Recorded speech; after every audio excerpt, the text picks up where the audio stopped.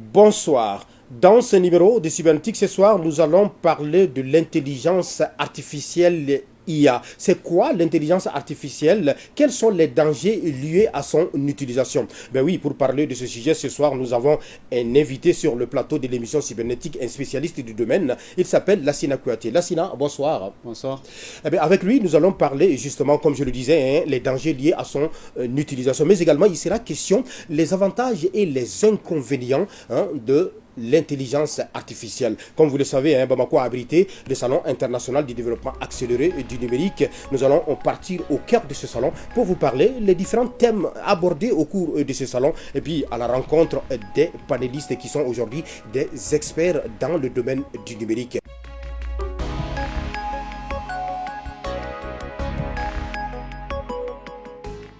Focus sur ce salon. Comment ce salon a été organisé? Est-ce que ça a été une satisfaction pour les participants? Notre reporter Moïmouna Guindo nous en parle.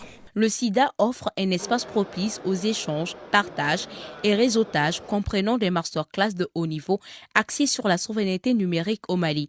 Il offre surtout aux entreprises un espace de vente et de promotion, une aubaine pour les grandes et petites entreprises évoluant dans le domaine de la technologie. Nous avons voulu prendre part de cette cérémonie et surtout de ce salon, vraiment pour mieux promouvoir nos produits et nos services aux yeux de tous, et puis que ce soit sur le plan national ou international. La numérisation aujourd'hui, vraiment, c'est une tendance, une mode qui est inévitable. D'abord, ce salon pourra nous aider à avoir plus de relations. On a déjà eu beaucoup de contacts. On a présenté les matériels, comme vous le voyez, des fournitures de fibre optique.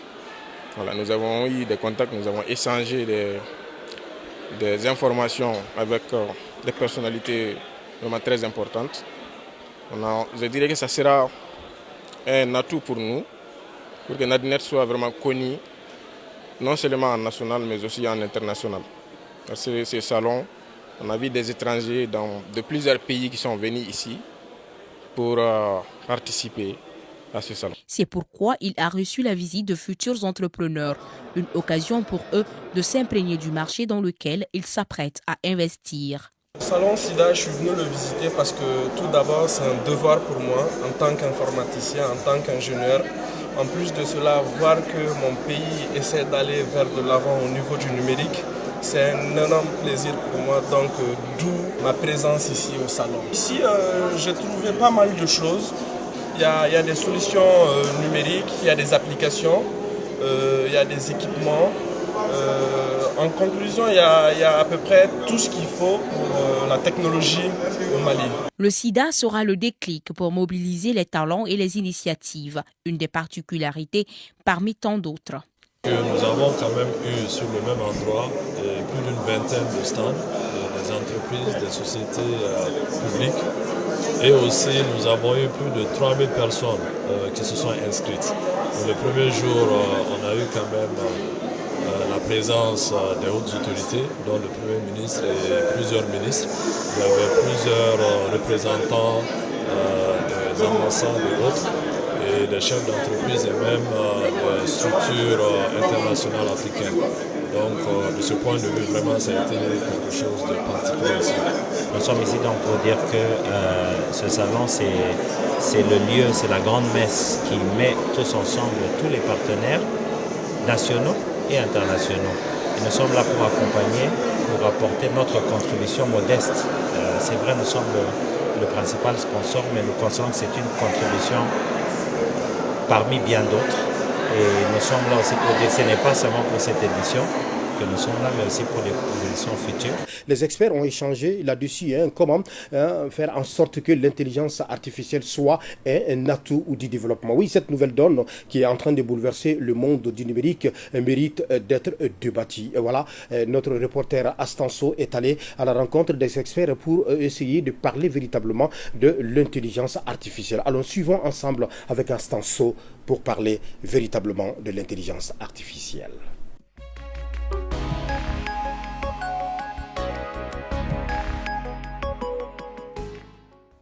L'IA, l'intelligence artificielle, le système permettant d'accélérer les applications stratégiques d'améliorer la visibilité sur les données, d'en optimiser la protection et d'améliorer l'agilité fonctionnelle. L'IA, c'est la révolution dans la révolution. On a connu la révolution numérique qui est vraiment déjà assez disruptif en termes des usages. Et on se retrouve maintenant face à une deuxième révolution qui vient accélérer la première révolution elle-même. C'est ça en fait le concept de l'IA aujourd'hui, c'est de venir remettre en question tout ce qui a été déjà dit et repartir encore sur le nouveau paradigme. Caractérisée comme étant une évolution significative dans le monde numérique, l'IA se positionne en une place de choix. Il s'agit donc pour les acteurs du domaine de mieux s'outiller sur la question. Il s'agit aussi de démystifier l'IA. Parce que penser à l'IA uniquement en termes de risque sur l'écosystème du numérique serait peut-être un faux départ. Il s'agit surtout en fait de plutôt expliquer en quoi est-ce que l'IA aujourd'hui d'une façon ou d'une autre s'impose à nous et que cela fait partie maintenant d'une évolution qui est, on va dire, incontournable et que cette évolution en fait il faut qu'on la prenne à bras le corps, qu'on prenne le taureau par les cornes très rapidement. Donc c'était un peu le message qui a été retenu suite au panel dédié à l'IA. Maintenant, il faut savoir que l'IA, forcément, il y a les aspects positifs, il y a les impacts concrets que l'IA va avoir, mais il y a effectivement des aspects qu'il faut rapidement cerner et maîtriser et surtout anticiper avec la loi. Pour optimiser le travail et améliorer les rendements, l'utilisation de l'IA semble indispensable pour mener à bien le combat de la cybersécurité.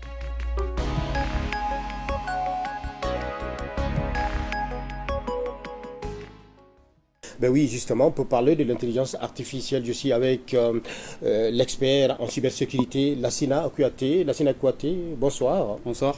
Alors, vous venez de suivre ce reportage sur l'intelligence artificielle. Alors, est-ce que vous pouvez rebondir par rapport à ce qui a été dit dans ce reportage-là?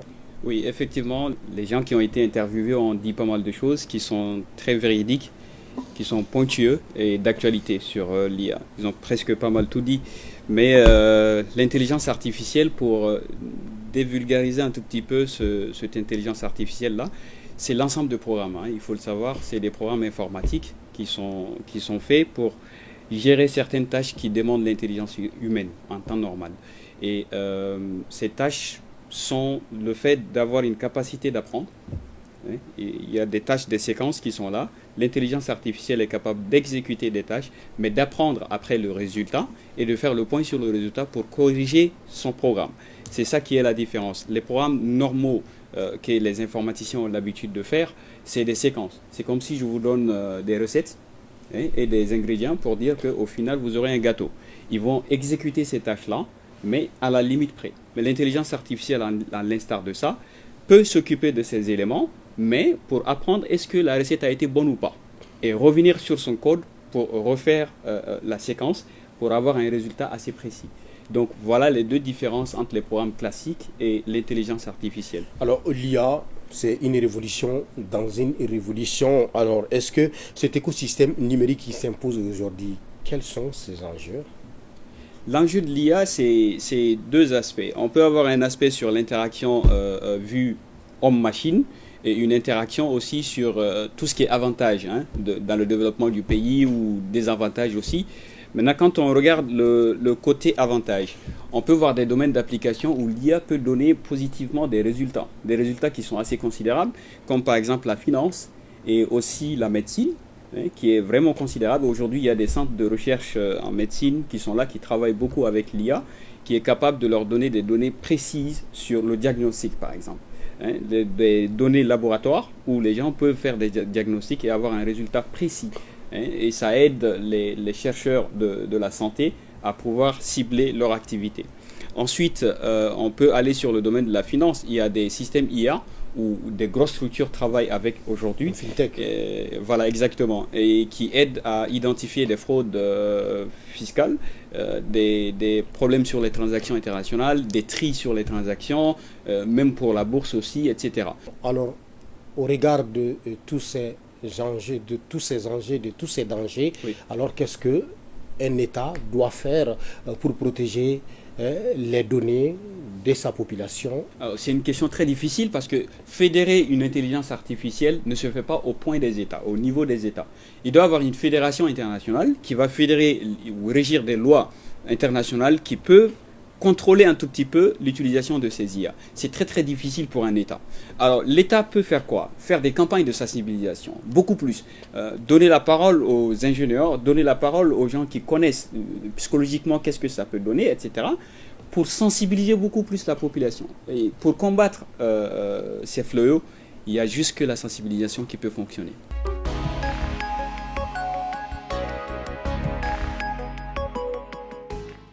Ce soir, nous allons parler de Malikura Biométrie. Malikura Biométrie, oui, qui a aujourd'hui le contrôle total de ces bases de données. Voilà, ce soir, notre reporter Astanso est allé à la rencontre des spécialistes du domaine pour nous présenter justement de Malikura Biométrie. C'est quoi Malikura Biométrie? Quelle va être son utilité, oui, pour les citoyens lambda? Oui, quand on parle de rapatriement, oui, de rapatriement des bases de données, cela veut dire que c'est des ingénieurs qui ont travaillé pour effectuer cette opération. Alors, comment ils ont pu récupérer ces données-là? Des données produites, sauvegardées et sécurisées au Mali. Le défi est désormais réalisé avec Malikura Biométrie, une base de données des Maliens pouvant servir de précurseur pour la souveraineté numérique. Malikura est la suite de ce système de gestion qui était le RAVEC. Cette fois-ci, Malikura Biométrique, c'est un système de gestion informatique qui permet de gérer notre base de données population, qui a été développée ici, je dirais même dans l'enceinte même de la cour du centre de traitement des données de l'état civil. Donc, c'est la suite logique du RAVEC. Ça va simplifier les tâches administratives et même contribuer à la sécurité, à la sûreté nationale. Vous savez, par exemple, vous l'aurez remarqué, il y a beaucoup d'opérateurs téléphoniques qui ont commencé à authentifier et à identifier leur numéro avec le numéro NINA. Ça va permettre de mettre un nom, une tête, un visage sur chaque numéro. Donc, vous ne pourrez plus faire l'acquisition d'un numéro de téléphone et faire ce que vous voulez faire qui va peut-être sembler à un délit ou pas. Du fait de l'interconnexion du monde à travers le digital, Malikura Biométrie offre une nouvelle voie de sécurité nationale, d'autant plus qu'elle assure l'uniformité numérique. Pour l'uniformité des données, c'est vraiment indispensable. Si vous voulez aller vers le Mali digital que tous les Maliens souhaitent et qui est même la volonté du chef de l'État, il faut cette uniformité numérique. Pourquoi? Vous ne pouvez pas être Adama Traoré dans une base et être Ousmane Koulibaly dans une autre base. Ce n'est pas possible, avec les mêmes empreintes.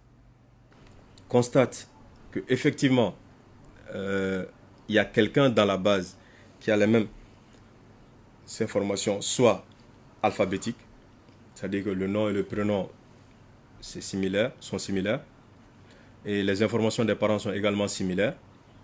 Le système vous envoie en investigation. Ça, c'est le premier cas. On appelle ça un hit alpha. Donc, il y a également le hit biométrique. Le hit biométrique, c'est que, par exemple, vous avez fait le RAVEC, et vous avez oublié que vous l'avez fait, ou vous avez fait le RAVEC, maintenant vous voulez changer d'identité, vous venez pour refaire une nouvelle fois le RAVEC. Vous le faites, l'agent qui est censé vous recenser ne le sait pas. Il vous recense, quand ils vont venir déverser les données en base, le système va vous bloquer. Donc ça va ramener votre ancienne identité qui est déjà en base avec la nouvelle identité que vous voulez avoir, parce que c'est les mêmes biométries. Donc là, vous serez en hit biométrique. Imprimer la fiche individuelle de quelqu'un, il y a deux manières de le faire. Vous voyez, soit à partir du numéro NINA, soit à partir du numéro formulaire. Le numéro formulaire, c'est ce numéro de 10 chiffres environ qui existe sur le le récépissé d'enrôlement qu'on vous donne, qu'on vous délivre après l'enrôlement. Donc pour ce cas, c'est 0018 50 77 75. Donc ce numéro de 10 chiffres, ouais, recherche terminée avec succès. Et là, c'est les informations du propriétaire de ce numéro. Malikura biométrie, suite logique ou sophistiquée, dire avec recensement administratif à vocation d'état civil, n'a qu'une seule invite, celle d'une base à laquelle toutes les autres sont arrimées afin de sécuriser nos données et d'atteindre la souveraineté numérique. Que oui, on peut dire aujourd'hui que le Mali est un pays souverain dans le domaine des TIC, oui, car le Mali a désormais le contrôle total de ses bases de données et biométriques. Le Mali dispose désormais d'un document intitulé « La stratégie nationale de cybersécurité ». Ce soir, nous allons dévoiler le contenu de ce dit document pour vous dire qu'aujourd'hui, le Mali a épousé véritablement le rythme de technologie de l'information et de la communication, surtout en ce qui concerne le défi et les perspectives de la dite cybersécurité. Alors, suivons ensemble cet extrait qui nous dévoile ici le document de la stratégie nationale de cybersécurité au Mali. La vision qui a conduit à cette stratégie nationale de cybersécurité se décline en axes stratégiques, objectifs spécifiques et actions. On a 3 axes stratégiques, 7 objectifs spécifiques. Pour l'axe stratégique 1, il s'agit d'améliorer la gouvernance de la cybersécurité et cet axe stratégique comporte 2 objectifs, l'objectif 1 et l'objectif 5. Pour l'objectif 1, il s'agit d'instaurer une synergie d'action et de collaboration à l'échelle nationale et de renforcer la coopération internationale. Pour l'axe stratégique 2, renforcement de la culture de la cybersécurité, ce axe est composé des objectifs 2 et 7 de la stratégie nationale. Il s'agit d'informer, former, sensibiliser les acteurs du cyberespace sur les risques encourus, instaurer une coopération avec le tissu universitaire et de recherche, et enfin l'axe stratégique 3 qui comprend les 3 derniers objectifs. L'objectif principal de ce axe stratégique, c'est la protection contre les risques de sécurité. Donc il s'agit de mettre en place des normes, des standards et des référentiels d'exigence, améliorer la sécurité et la résilience des infrastructures sensibles et critiques et combattre la cybercriminalité. Chaque objectif spécifique est subdivisé en plusieurs actions, dont l'une des plus importantes à terme de la mise en œuvre de la stratégie serait la naissance de l'ANSSI, l'Agence nationale de sécurisation des systèmes d'information. La mise en œuvre de la stratégie nationale de cybersécurité va se faire avec 2 organes, un organe de pilotage et un observateur national de cybersécurité. Donc l'organe national de pilotage sera la Commission nationale de cybersécurité qui sera chargée de superviser la stratégie à travers le maintien de la cohérence dans la mise en œuvre, l'alignement de l'exécution des actions avec les axes stratégiques. Et enfin, l'Observatoire va assurer la veille technologique et scientifique, réaliser les études stratégiques et prospectives et constituer une base de données sur les associations scientifiques et les compétences nationales dont nous ne manquons pas. Le numérique, levier d'inclusion et de résilience face aux crises. Ce thème évocateur dénote de l'engagement des États du Sahel à faire du numérique le miroir de l'innovation technologique. Cela en vue de promouvoir le développement du numérique. Pour donc relever ces défis, les acteurs de l'écosystème numérique sont à Ouagadougou pour la 18e fois à la faveur de la semaine du numérique. Cet espace d'échange et de réflexion va servir de cadre pour poser les jalons de la souveraineté numérique. Ce thème a été choisi au regard du contexte de crise sécuritaire humanitaire de notre pays. Et cette crise est également vécue par nos pays frères et amis du Mali et du Niger et qui forment avec nous l'Alliance des États du Sahel. Il était important pour nous de les avoir avec nous au cours de cette semaine-là pour pouvoir échanger sur cette thématique-là. Aujourd'hui, nous partageons tout. Nous avons les mêmes difficultés, les mêmes adversaires, les mêmes ennemis, les mêmes défis. et nous cherchons ensemble les mêmes solutions. Et nous pensons que le numérique aujourd'hui qui envahit tous les secteurs peut être utilisé pour résoudre une grande partie de nos problèmes actuels.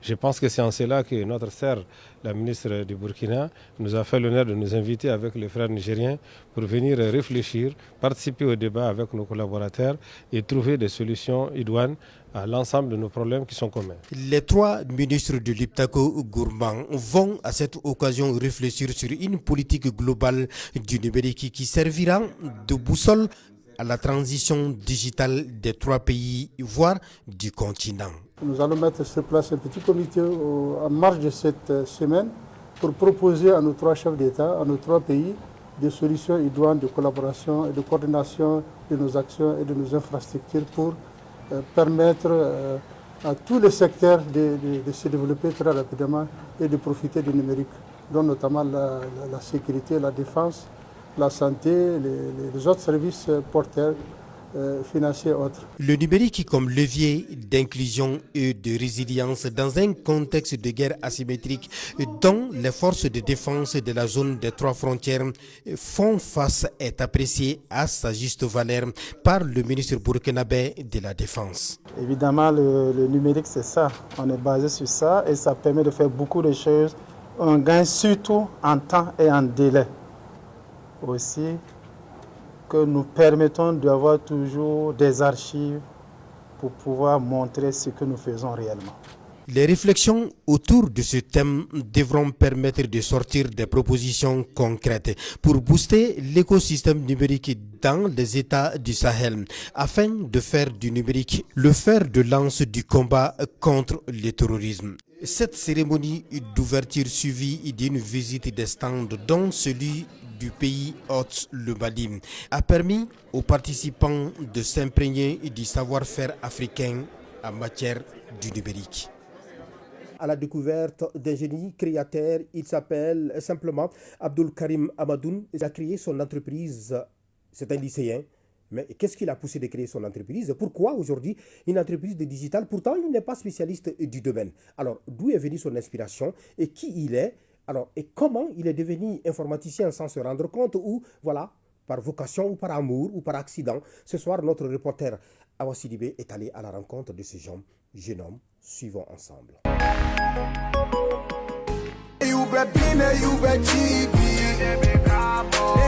Certains naissent avec une passion innée.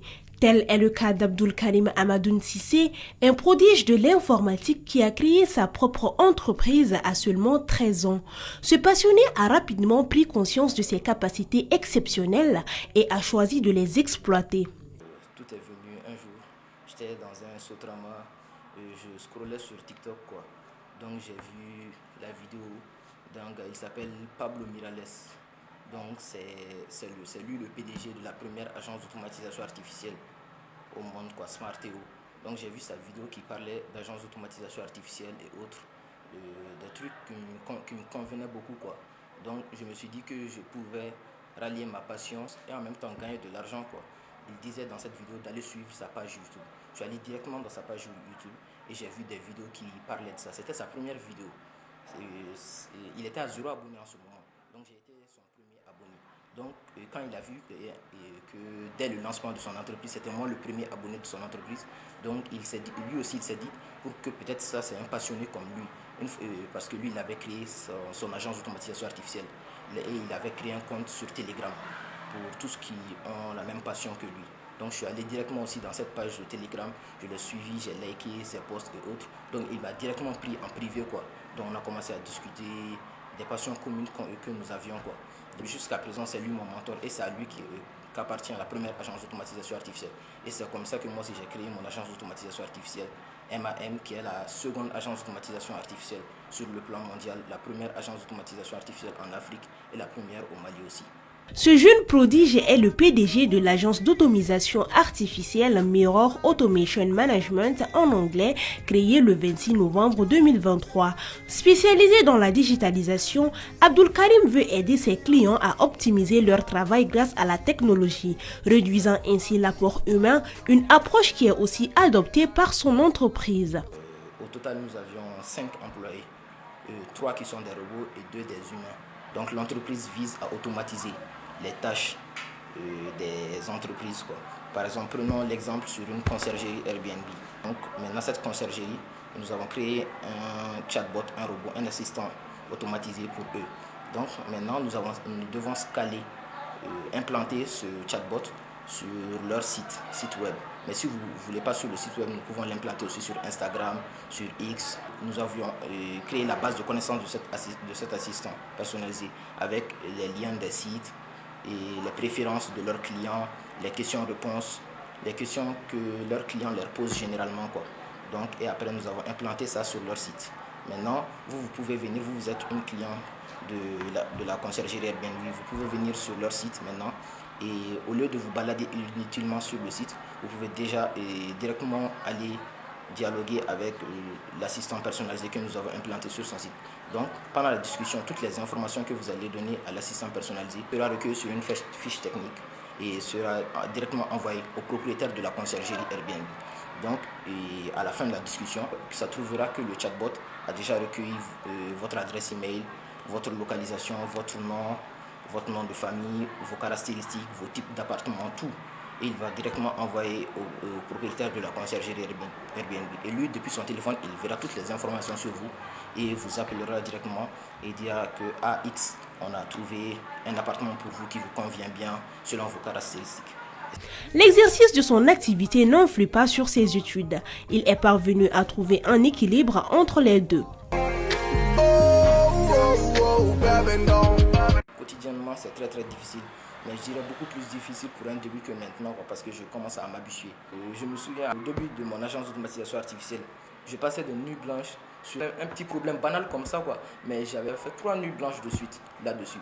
Alors que la solution au problème était juste devant mes yeux.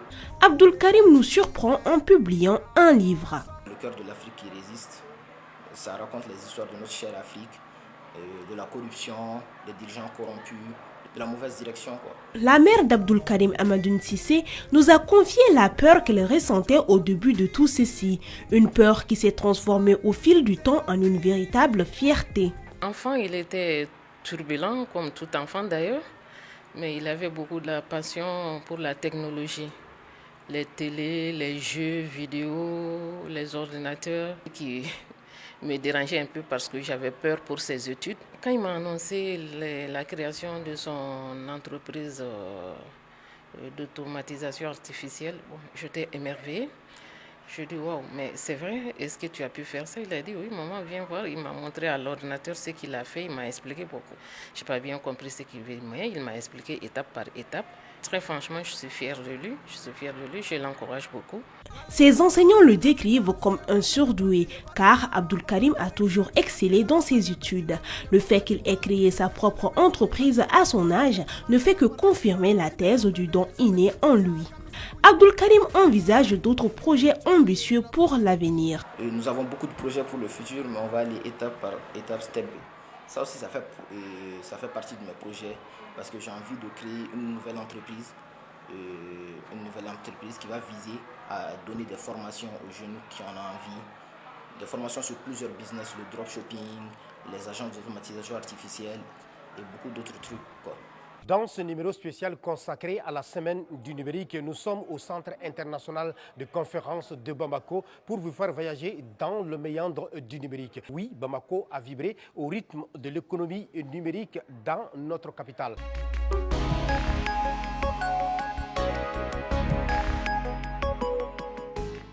C'était une véritable école ici au cours de cette semaine-là, à travers des panels animés par des experts qui sont venus expliquer véritablement c'est quoi l'écosystème numérique et comment faire face aux défis du numérique. Alors nous allons partir voir au niveau des stands comment le génie malien a présenté les projets, des innovations qu'ils sont venus présenter au grand public. Oui, les gens sont venus de partout pour venir voir quels sont, c'est-à-dire que c'est quoi l'intelligence artificielle surtout. Ben oui, voilà, vous voyez qu'aujourd'hui on a la possibilité de voyager dans le méandre méandres du numérique sans se déplacer et avec tout simplement des casques pour voir qu'est-ce qui se passe à Djenné, pour savoir où se trouve Djenné et qu'est-ce qui était là comme service surtout à travers des services publics comme AGETIC, comme AGEFO, oui, comme la Poste du Mali aujourd'hui qui sont en train d'aller sur de nouvelles bases pour relever le défi de l'écosystème numérique au Mali. Suivons ensemble ce reportage de Awa Adama Koulibaly et Siriki Koulibaly.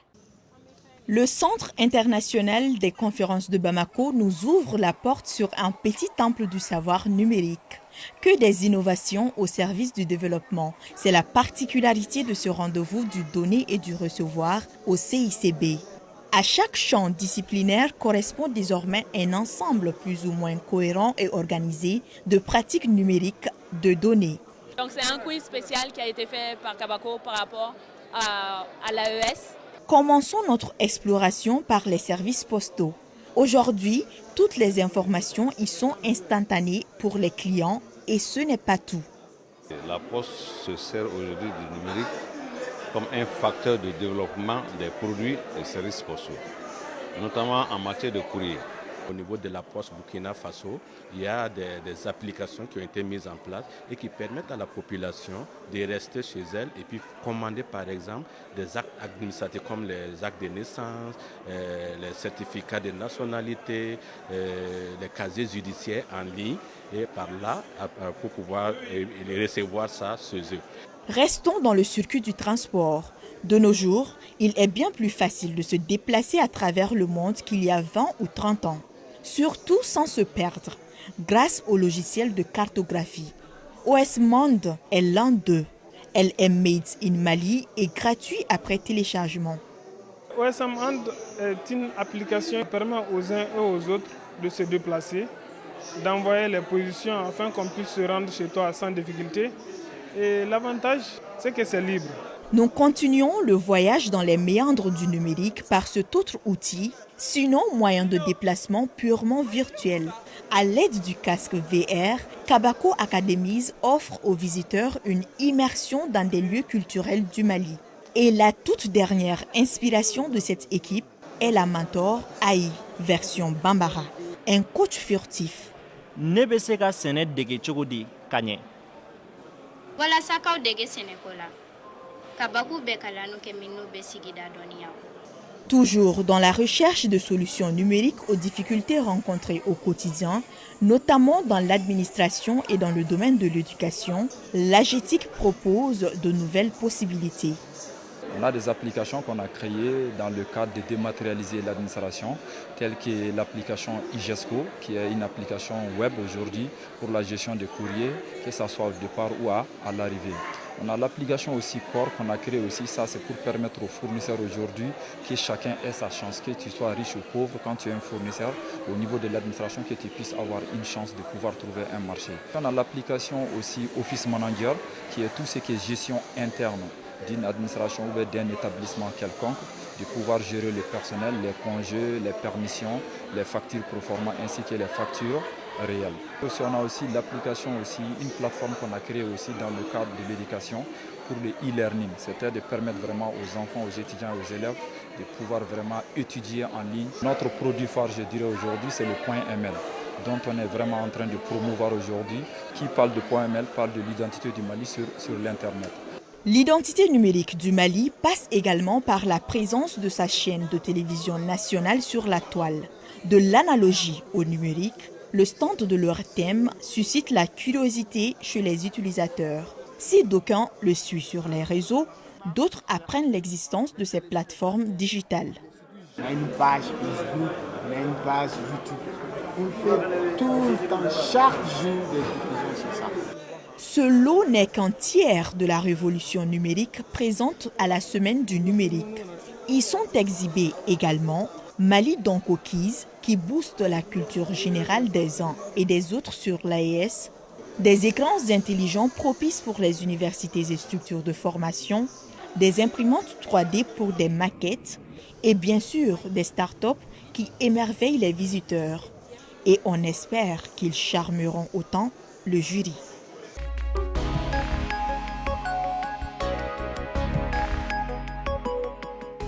c'est Aïssata Sall qui est désormais la lauréate de l'édition 2024 de la Semaine du numérique. Voilà une dame qui a relevé ces défis parmi les 30 startups.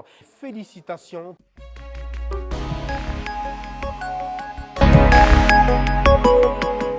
Ce soir, nous allons parler de la digitalisation des moyens de paiement et des services publics. Oui, le chef de l'État, colonel Assimi Goïta, a lancé le 19 juillet dernier le lancement officiel de la digitalisation des moyens de paiement et des services publics. Alors, nous vous proposons un extrait du président de la transition lors de la cérémonie de lancement officiel de la digitalisation des moyens de paiement et des services publics. Suivons ensemble un extrait du chef de l'État. En ce 19 juillet 2024, nous nous engageons sur un chemin qui promet de révolutionner notre administration publique, de rendre nos services plus accessibles, plus transparents et plus efficaces. Ce chemin est celui de la digitalisation de notre administration. Nous vivons à une époque où les technologies numériques redéfinissent les contours de nos sociétés. Partout dans le monde, les nations s'appuient sur la digitalisation comme un levier pour le développement et la croissance. Il est temps pour le Mali de faire de même. La digitalisation de notre administration est non seulement une nécessité, mais aussi une opportunité de moderniser notre pays et de répondre plus efficacement aux besoins de nos citoyens. La digitalisation est cruciale pour notre administration. Tout d'abord, elle améliore l'efficacité en numérisant les processus administratifs. Nous réduisons les délais de traitement, éliminons les redondances et minimisons les erreurs humaines.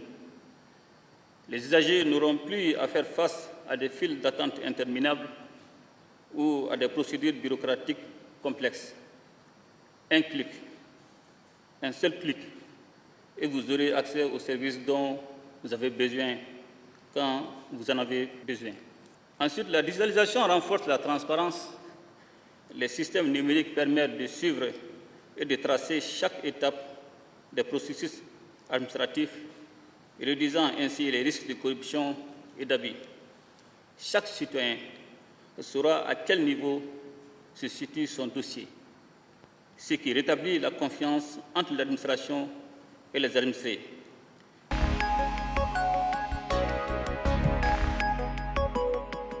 Notre invité, le ministre de la Communication, de l'économie numérique et de la modernisation de l'administration. Avec lui, nous allons parler justement de l'importance et la nécessité, oui, de la digitalisation des moyens de paiement. Qu'est-ce qui peut être l'importance, sinon l'utilité de cette nouvelle donne-là pour les populations? Alors, qu'est-ce que les populations maliennes vont bénéficier justement dans cette nouvelle donne qu'on appelle la digitalisation des moyens de paiement et des services publics? Suivons ensemble cet entretien avec le ministre de la Communication, de l'économie numérique et de la modernisation de l'administration. Monsieur le ministre, bonjour. Bonjour. Le président de la transition, colonel Assimi Goïta, a annoncé à Sikasso il y a moins d'un mois d'aller vers la digitalisation. Ministre de l'économie numérique que vous êtes, est-ce que ce message est ouf de soulagement ou un déclic pour votre département? Oui, merci beaucoup. C'est les deux à la fois. C'est un ouf de soulagement et un déclic pour nous. Parce que d'abord, on avait besoin de ces portages politiques qui dépassaient un peu certains niveaux. Il fallait vraiment l'implication de la plus haute autorité de l'État pour vraiment réactiver ces domaines qui aujourd'hui est devenu indispensable à tout progrès économique et social dans le monde, et particulièrement chez nous.